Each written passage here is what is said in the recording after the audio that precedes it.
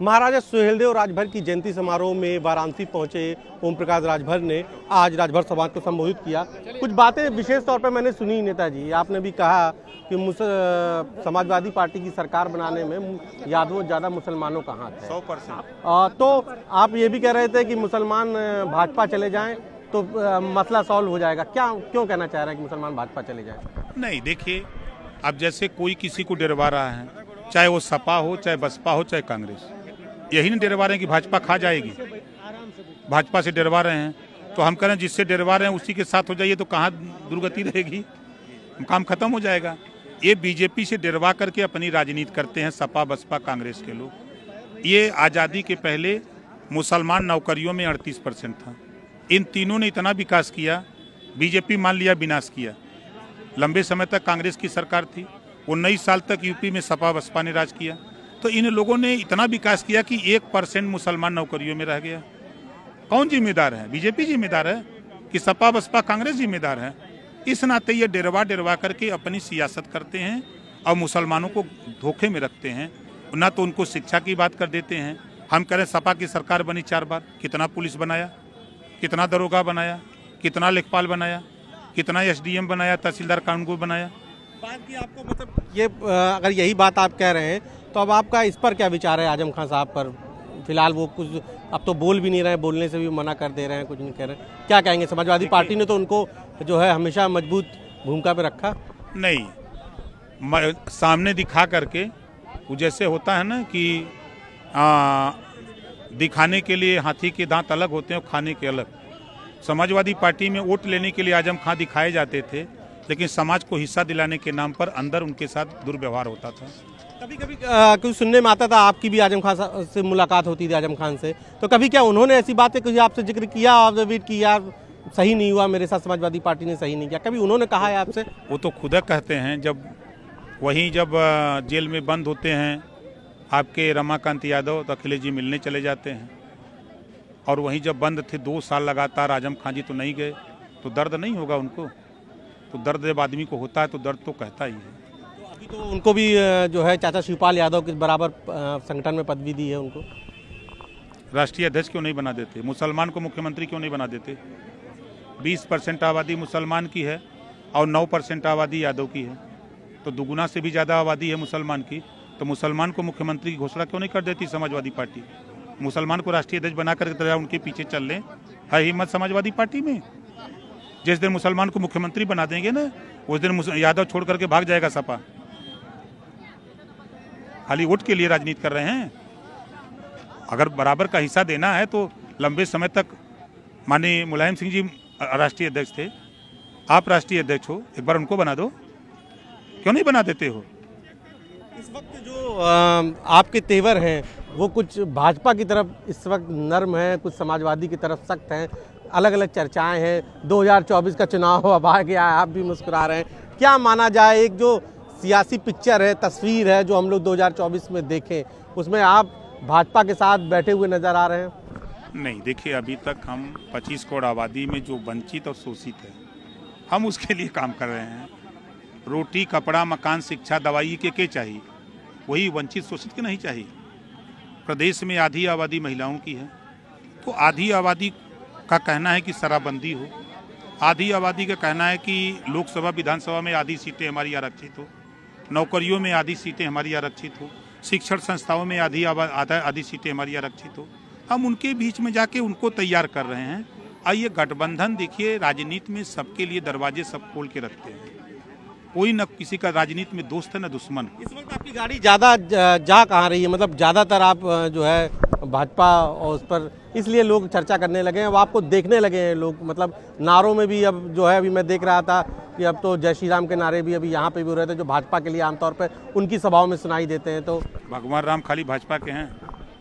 आप बताइए, भगवान राम सबके हैं ना, सभी लोग जय जयकार लगा सकते हैं। महाराजा सुहेलदेव जी सबके हैं, न कि खाली राजभर के हैं।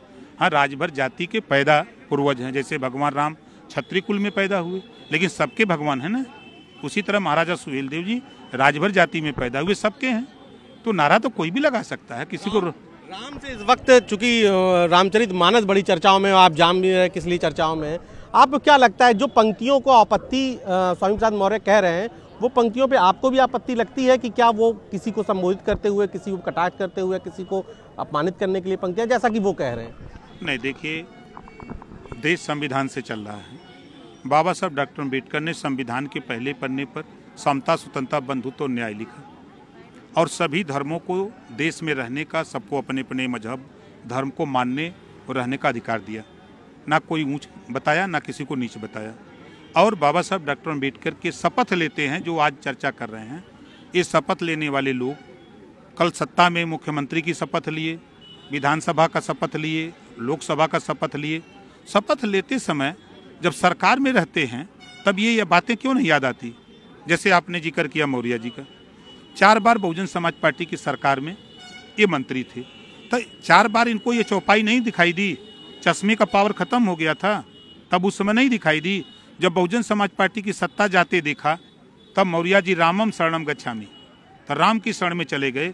उसी चौपाई को पढ़ते रहे जो आज पढ़ रहे हैं, उसी चौपाई को पढ़ते रहे और रामचरितमानस रामायण पे फूल माला अगरबत्ती चढ़ाते रहे और दाव लगाए, बेटी को सांसद बना लिया, अपने मंत्री बने।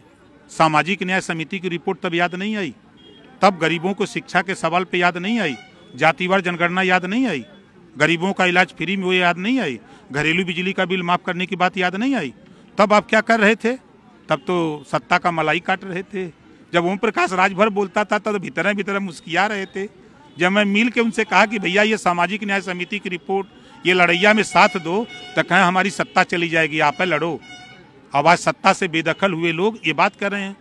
अब अखिलेश जी की बात आप कर रहे हैं। 4 सितंबर 2013 हाई कोर्ट ने आदेश दिया उत्तर प्रदेश सरकार को कि 12 जातियां 27% आरक्षण जो पिछड़ी जाति को लागू है वो 12 जातियां लाभ उठा रही हैं, शेष जातियों को आरक्षण बांट करके सरकार दे। मुख्यमंत्री कौन था? अखिलेश यादव जी। तब क्यों नहीं याद आई? तब क्यों नहीं याद आए हम लोग?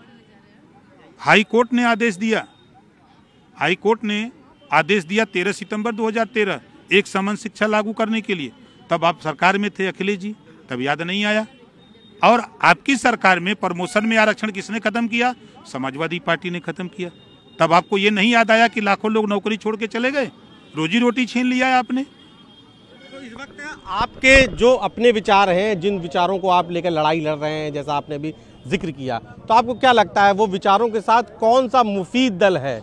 या तो आप भाजपा, कांग्रेस, बसपा, सपा, उन विचारों के साथ आपके बिना गठबंधन के तो चुनाव 2024 का होते नहीं दिख रहा है, तो ऐसे में क्या लग रहा है आपके विचारों से मुफीद पार्टी कौन है? देखिए, सभी पार्टियां प्रदेश और देश का विकास चाहती हैं। एक पार्टी का नाम बताइए जो प्रदेश और देश का विनाश चाहती हो। कोई पार्टी है? आपके विचारों से मेल कौन पार्टी खा रही है इस वक्त कौन है फ्रेम में? देखिए, इस समय की राजनीति अवसरवादी की राजनीति है, अवसरवादिता जिसको कहते हैं। महबूबा मुफ्ती से समझौता बीजेपी ने किया। एक तरफ नारा था कि महबूबा मुफ्ती पीडीपी अलगाववाद की राजनीति करती है, देश से अलगाव की बात करती है।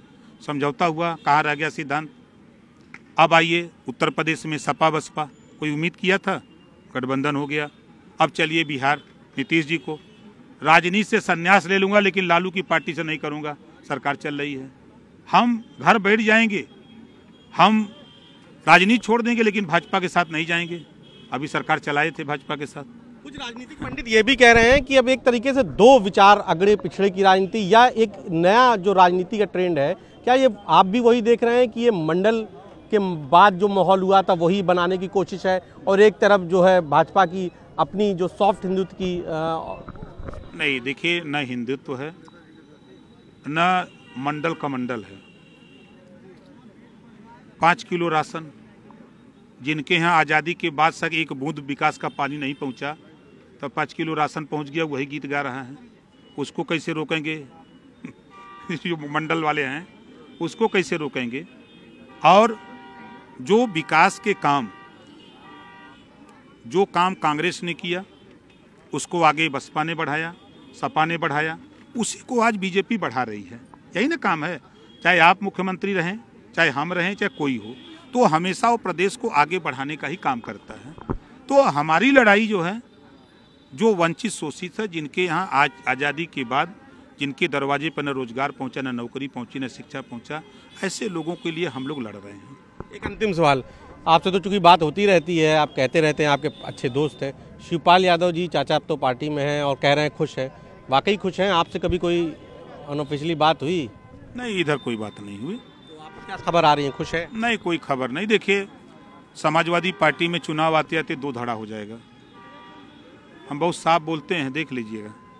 मैं चुनाव के पहले कहा था कि बीजेपी से कुछ मंत्री को ले आऊँगा सपा में, आ गए ना, आप लोग नहीं मानते थे। अब फिर मैं कह रहा हूँ समाजवादी पार्टी में दो धड़ा होगा, दो गुट हो जाएगा। एक गुट सपा को हराने में लगेगा और एक गुट बीजेपी को जिताने में लगेगा, देख लीजिएगा। अभी आपके टीवी चैनलों पर आके लोग बोल भी रहे हैं, ऐसा नहीं है। कुल मिला के आपने जो दोनों गुट बताए वो सपा को हराने ही के हैं या बीजेपी तो की? निश्चित है, वो निश्चित है। तो दो गुट कौन होंगे, अखिलेश यादव, शिवपाल यादव? नहीं नहीं नहीं, वो नहीं है।